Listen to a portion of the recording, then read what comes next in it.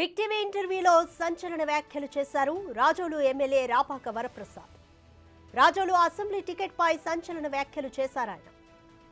ప్రజల కోసమే జనసేనను వీడి వైసీపీలోకి వచ్చానన్న ఆయన సీఎం జగన్ తనకు టికెట్ కన్ఫర్మ్ చేయకపోవడంపై తీవ్ర అసంతృప్తితో ఉన్నారు.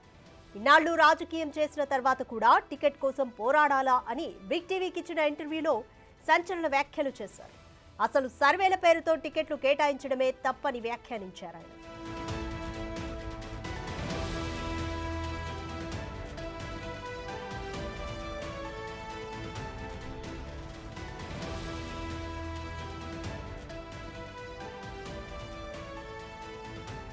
అధిష్టాన వర్గం టికెట్ ఇస్తే పోటీ చేస్తాను, ఎంపీకి ఇమ్మంటే ఎంపీకి వెళ్తాను. ఎమ్మెల్యే అయితే దానికి అవసరం ఎమ్మెల్యే గ్యారంటీగా గెలిచేవాడిని నేనే. అది ఎంక్వైరీ చేసుకోవచ్చు. ఏ సర్వేలు జరిగినా సర్వేలకు కూడా మేనేజ్మెంట్ ఉంది. ఆ మేనేజ్ చేసిన వాడికి వాడు చెప్తారు. ఇక్కడ ఏం జరుగుతుందో తెలియదు. ఎవరిని అడిగినా రాపాక తప్పితే ఎవరు గెలవరని చెప్తారు. కులాలకు అతీతంగా కాపులు ఉన్నారు, కాపులు ఓటు నాకు రాదని చెప్తారు. కాపులు నాకున్న జనం మిగతా ఏ క్యాండిడేట్ పెట్టినా రారు, నాకు మాత్రమే ఉంటారు. ఎందుకంటే వాళ్ళతో మమేకమై నేను నడుస్తాను. రాజులు ఉన్నారు ఇక్కడ. రాజులు వైఎస్ఆర్ పార్టీకి దూరంగా ఉన్నారు, కానీ నా కోసం నాకే ఓటేస్తారు. నా కోసం జనసేనకు వేశారు, అలాగే ఇప్పుడు వైఎస్ఆర్ కూడా వేస్తారు. ఇది ఏమిటి అనేది ఆలోచించి నిర్ణయం తీసుకోవాల్సిన బాధ్యత పార్టీది. పార్టీ నువ్వు ఎంపీకి వెళ్ళమన్నా వెళ్తా, ఎమ్మెల్యే ఉండమన్నా ఉంటాం. లేదు ఏది లేదు, ఖాళీగా ఉండమన్నా దండం పెట్టి ఖాళీగా కూర్చుంటాం. దేనికైనా రెడీగా ఉన్నాను. నాకు చాలా పోరాటం చేశాం, ఇంకా పోరాటం చేసే ఓపిక కూడా లేదు. ఎలా మరి వారసులు ఇప్పటికే మీ అబ్బాయి నాకు తెలిసినంత వరకు రాజకీయాలు కరెక్ట్ కాదు. రాజకీయాలు ఇదివరకు రాజకీయం వేరు. రాజకీయంలో పార్టీ అంటే అటు కుటుంబం అన్నా ఇంకొకటి ఉన్నా అతను కుటుంబ పరిస్థితులను బట్టి తీసుకునేవారు. ఈవేళ నేను వైఎస్ఆర్ పార్టీలో కష్టపడ్డట్టు ఎవరో కష్టపడలేదు. గడప గడప తిరిగాను, డబ్బులు ఖర్చు పెట్టాను, అన్నీ చేశాను. నాకు టిక్కెట్కి ఇంత ట్విస్టులు వస్తున్నాయంటే నేను చెప్పాను ఇది రాజకీయం కరెక్ట్ కాదని. మా అబ్బాయి కూడా చెప్పాను, మన రాజకీయ రంగం కరెక్ట్ కాదు మనకి. నేనేదో వచ్చేసాను కాబట్టి నువ్వు ఏదైనా వ్యాపారం చూసుకుంటూ ఉండు, ఇది కరెక్ట్ కాదని చెప్పాను. నాకు ఇప్పుడు ఈ మనస్తాపం ఎందుకు పడాలి? నేను ఇంత పని చేసిన తర్వాత జనం అందరూ నా వెంట ఉన్న తర్వాత కూడా నేను టికెట్ కోసం ఫైట్ చేయటం.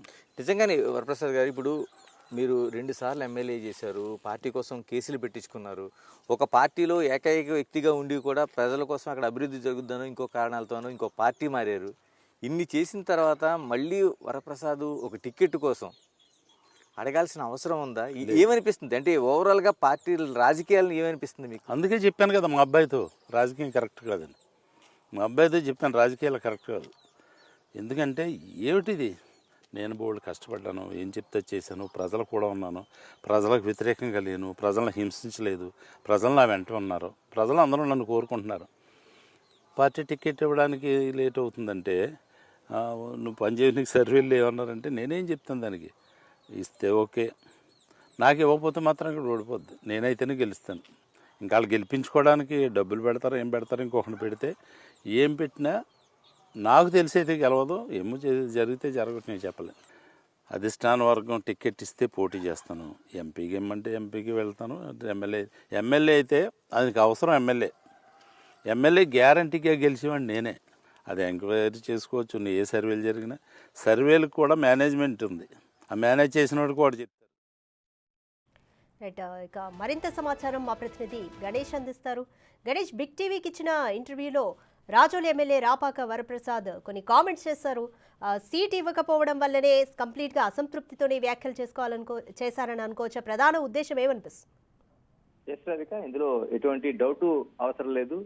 ఎందుకంటే ఖచ్చితంగా ఆయనకి సీటు వస్తుందని ఇప్పటివరకు ఆశించారు. ఎందుకంటే జనసేన పార్టీ తరఫున 2019లో అంటే వైసీపీ వేవ్ లో కూడా ఆయన పోటీ చేసిన తర్వాత ఆయన రాజోలు నియోజకవర్గం నుంచి సీటు దక్కించుకున్నారు. అందులోనూ జనసేన పార్టీ రాష్ట్ర వ్యాప్తంగా పోటీ చేస్తే ఆ పార్టీ అధ్యక్షుడు పవన్ కళ్యాణ్ కూడా ఓటమి చూడాల్సి వచ్చింది. అలాంటి పరిస్థితుల మధ్య రాపాక రాజోల నుంచి విజయం సాధించారు.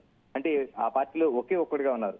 ఇలాంటి దాని నుంచి ఆయన ఆకస్మికంగా 6 నెలల తర్వాత పార్టీని చేంజ్ చేశారు, వైసీపీలోకి చేరారు. అంటే ఆయన అనేక కారణాలు బయట విమర్శలు వచ్చినా తను ఒక్కటిగా ఏమి చేయలేను కాబట్టి అధికారంలో ఉన్న పార్టీతో ఉంటే ఈ ప్రజలకు నేను ఏదో చేస్తానన్నది మాత్రం ఆయన చెప్పారు. ఇలాంటి పరిస్థితుల మధ్య ఈసారి జరుగుతున్న ఎన్నికల్లో ఖచ్చితంగా ఈ సీటు తనదే అనే ధీమా వ్యక్తం చేశారు.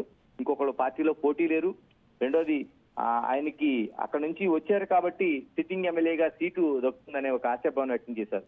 ఇలాంటి పరిస్థితుల మధ్య ఇప్పుడు గొల్లపల్లి సూర్యారావు అంటే మాజీ మంత్రి టీడీపీని వీడి ఆయన కొద్ది రోజుల క్రితం వైసీపీకి రావడం, ఆయనకి ఈ సీట్ ఇస్తారనేది ప్రత్యేకంగా ఒక ప్రచారం జరగడంతో రాపాక పూర్తి నిరుత్సాహానికి గురయ్యారు. మరోవైపు అసంతృప్తి వ్యక్తం చేస్తున్నారు.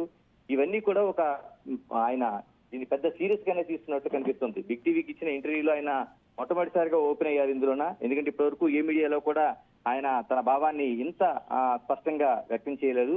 ప్రధానంగా ఆయన 3 కారణాలను చూపిస్తున్నారు. ఒకటి, జనసేన పార్టీని వీడి వచ్చాను, ఎందుకంటే ఆ పార్టీలో పవన్ కళ్యాణ్ కూడా తను ఎప్పుడు విమర్శించలేదు, తను విమర్శ చేయలేదు, ప్రజల కోసం వచ్చాను, అది ఆ గౌరవం అనేది పరస్పరం ఉంది మా మధ్య అనేది ఒకటి కామెంట్ చేస్తే, రెండోది ఇంత వచ్చిన తర్వాత అంటే ఒక పార్టీలో ఉన్నవాడిని చాలా ప్రాధాన్యత ఇవ్వాల్సిన పార్టీ నాకు ఇలాగా సీట్ ఇవ్వడానికి ఇంత చేస్తుంది కాబట్టి అనేది ఆయన దాన్ని తప్పుపట్టారు. ఒక భావోద్వేగానికి గురయ్యారు. ఒక దశలో ఆయన చెమర్చిన కళ్ళు కూడా మనకి చూడొచ్చు, ఎందుకంటే విజువల్స్ లో మనం.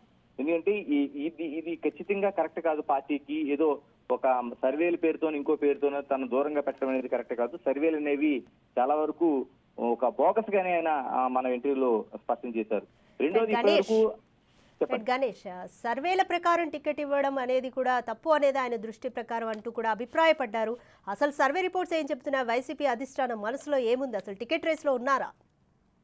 ముందు నుంచి కూడా టికెట్ రేస్ లో ఉన్నారు. తర్వాత వైసీపీ పార్టీ ప్రత్యేకంగా ఉమ్మడి తూర్పు గోదావరి జిల్లాకు సంబంధించి దాదాపు 3-4 సర్వేలు చేసింది. ఈ సర్వేలో మొదటి దశలో ఆయనకి బాగానే ఉన్నా రాను అంటే ఆ పార్టీలో ఉండే చాలా వరకు అంశాలు ఆయనకి వ్యతిరేకంగానే వచ్చాయి. అంటే ఇప్పటి వరకు ఆయన పార్టీని వేయడం అనేది పెద్దగా ప్రచారం జరిగింది. కానీ వచ్చిన తర్వాత ఆయన మీద ఉండే 2009 తర్వాత 19 రెండు ఎన్నికల్లో ఆయన నియోజకవర్గానికి చేసింది ఏంటి, మిగతాది అంశాలు చూసుకుంటే ఆయన పైన కొన్ని వచ్చిన అవినీతి ఆరోపణలు, ఇతర అంశాలకు సంబంధించి కూడా ఆయన పార్టీ అంతర్గతంగా వైసీపీలో కూడా కొంత క్యాడర్ను దూరం చేసుకోవడం, ఇలాంటి అనేక అంశాలు ఆయనకి ప్రతికూలకంగా మారాయి. దీంతో ఆయనకి టికెట్ ఇవ్వడం కోసం ఆలోచనలు పడింది. అంటే ఇప్పటికి వరకు వైసీపీ పార్టీ ఆయనకి ఇవ్వటం లేదనేది ఎక్కడ స్పష్టం చేయలేదు. ఈ మధ్య కాలం 2 రోజుల క్రితం మిథున్ రెడ్డి, ఈ జిల్లా ఇన్ఛార్జిగా ఉన్న వైసీపీ ఇన్ఛార్జ్ మిథున్ రెడ్డి ఇక్కడ సమావేశంలో కూడా ఇదే విషయాన్ని స్పష్టం చేశారు. కానీ ఇప్పటి వరకు అంటే ఇప్పటికి 10 విడతలుగా వైసీపీ అనేక మంది అభ్యర్థులను ప్రకటించినా రాపాకను ప్రకటించకపోవడం పట్ల ఆయన పూర్తి అసంతృప్తి ఉన్నారు. మరోవైపు గొల్లపల్లి చేరిక తర్వాత కూడా ఆయనకి గొల్లపల్లికి అసెంబ్లీ కేటాయిస్తారు, ఈయనకి పార్లమెంట్ కేటాయిస్తారు అనేది కూడా ఒక ప్రచారం జరుగుతున్న నేపథ్యంలో తనకు తప్ప ఈ నియోజకవర్గం నుండి, రాజోలు నియోజకవర్గం నుంచి ఎవరికి టికెట్ ఇచ్చినా పార్టీ గెలవదనేది ఆయన స్పష్టంగా ప్రకటించడం అనేది ఎంత అసంతృప్తి ఉందనే దానికి ఒక నిదర్శనంగా కనిపిస్తుంది. మరోవైపు గొల్లపల్లి రావడం కూడా గొల్లపల్లి సూర్యారావు మాజీ మంత్రిగా తెలుగుదేశం ఇప్పటివరకు కొనసాగారు. ఆయన 2014లో విజయం సాధించి అక్కడ తెలుగుదేశం తరఫున్నారు. ఈసారి టికెట్ రాకపోవడంతో వైసీపీకి 2 రోజుల క్రితం ఆయన వైసీపీలో చేరారు. ఆయన వచ్చిన తర్వాత ఆయనకి టికెట్ ఇస్తారనే ప్రచారం, మరోవైపు గొల్లపల్లి రావడం అనేది కూడా ఆయనకి ఎక్కడో కూడా దాన్ని సహించలేనట్టుగా మనకి కనిపిస్తోంది. ఎందుకంటే ఆయన గతంలో కూడా తెలుగుదేశంలో ఉండగా నాపై కేసులు పెట్టారు, 3-4 కేసులు ఇప్పటికీ ఎదుర్కొంటున్నాను, అలాంటి వ్యక్తిని తీసుకొచ్చి ఇప్పుడు ఈ పోటీ పెట్టడం ఏంటనేది ఆయన ప్రధానంగా చర్చిస్తున్నది. మరోవైపు ఇప్పటివరకు తన కొడుకుని రాజకీయాల వైపు చాలా అంటే దాదాపు 5 ఏళ్ల కాలంలో కూడా ఆయన కొడుకుని రాజకీయాల్లో తన వెంట తిప్పుతూ వచ్చారు, క్రియాశీలకంగా ఉన్నారు ఆయన.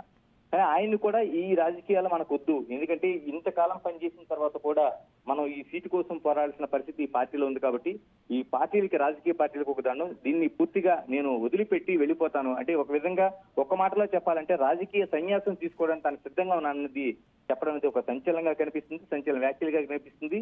దీన్ని పార్టీ ఏ విధంగా తీసుకుంటుంది, మరోవైపు ఈ టికెట్ కేటాయింపై ఎలాంటి నిర్ణయం తీసుకుంటుంది అనేది చూడాల్సిన అంశం. Right, thank you Ganesh.